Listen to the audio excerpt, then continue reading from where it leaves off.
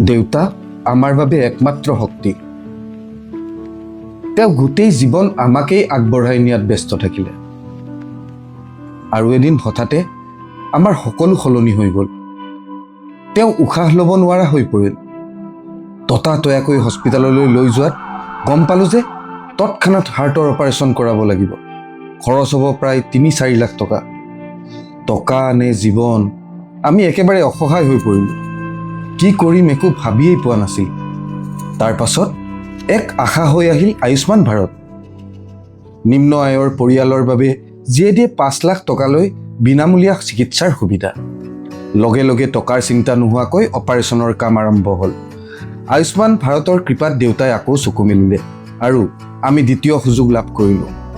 আয়ুষ্মান ভাৰতে তেওঁৰ জীৱন ৰক্ষাই নহয়, আমাৰ পৰিয়ালটোক নতুনকৈ জীৱন দিলে। আমাৰ দৰে প্ৰতিটো পৰিয়ালৰ সাহস আয়ুষ্মান ভাৰত।